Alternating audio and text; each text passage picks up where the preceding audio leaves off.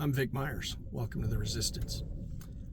Before I start, thank you to everybody making those very funny videos about the reporter today in the White House during a press conference that was going out all over the world.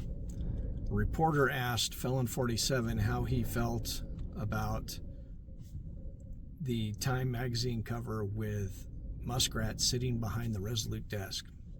Brilliant work, Time magazine, and brilliant work to all you guys making those videos. My favorite one was Maggie Reed's.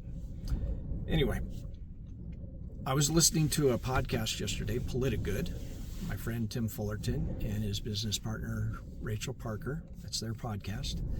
The topic was how to stay sane in all this insanity. Or don't quote me on the exact title, but that was the idea. And Rachel said something that really stuck with me. She said, you don't have to know everything. And I think that's brilliant. Yeah, you need to know what's going on. You need to make sure that you're keeping your ears open and your eyes open and know what's happening so that you can be informed and act when you need to act. But you don't have to know every little thing about everything. So now that I've said that, I'm going to tell you about something else I really hope you know about.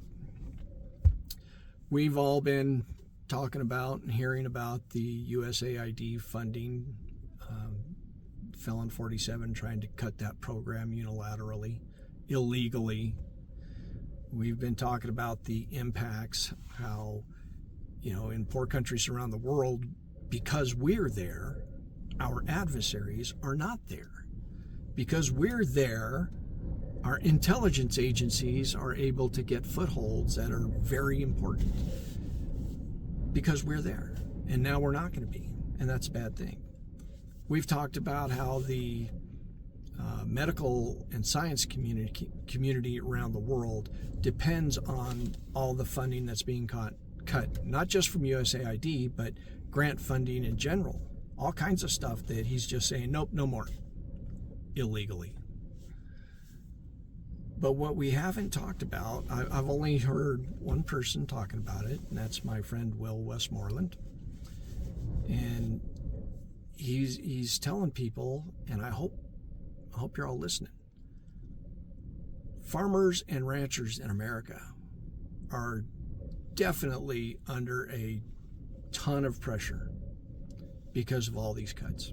USAID grants, all that stuff combined, because they depend on them.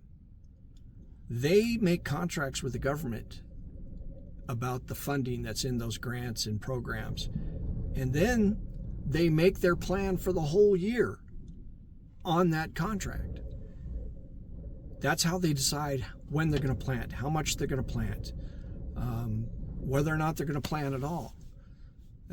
Deciding whether or not they're going to, or how many of their cattle they're going to take to the market, things like that.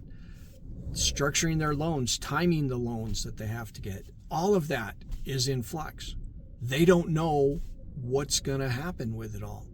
Some of them may not survive long enough for all of us to get it figured out. For Felon 47 and his cabal of fascists trying to destroy our government, by the time they figure it out for sure, because talk about incompetence, holy cow. So many of our farmers and ranchers are likely to be lost. Now, after the Great Recession, or in the Great Recession rather, after the crash of 2008, we lost a record number of farmers and ranchers to self-harm because they couldn't cope with losing their homes, their ranches, their farms. When Felon 47 was in the White House last time, the number that we lost to this for the same reasons was this close to the record. And I'm afraid the way things are looking, this administration, in terms of the impact on the farmers and the ranchers, the impact that this administration is going to make, the damage they are going to do, is going to be so much worse than even in his first administration. The numbers from the Great Recession are going to pale in comparison, is what I fear. One of the reasons I fear that is because the last time he was in office, he made the statement that he thinks all of the families and our family farms and ranches should be corporate owned. His words, not mine. So yeah, I'm worried about that. And I'm also worried that those of us who didn't vote for him, those of us who tried to warn everybody, I'm worried that we won't accept those farmers and ranchers back into the fold. But you should know that only 70% of the farmers and ranchers voted for the felon. 30% of them did not. 30% of them were trying to tell their neighbors, don't do this. And when you ice out all of the farmers and ranchers because FAFO, well, you're doing it to that 30% too. Not only that, but America feeds the world. Not as much as we used to, but we still feed the world, and we need them. We need to welcome them back in so that they can help us get rid of Felon 47. Good day.